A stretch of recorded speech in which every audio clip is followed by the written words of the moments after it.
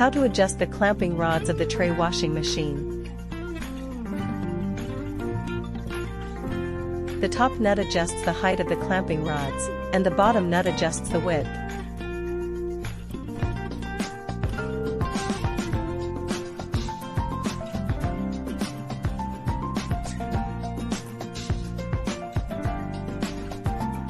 The very top clamping rod is for pressing the crates. It's generally about 1 centimeter away from the crate.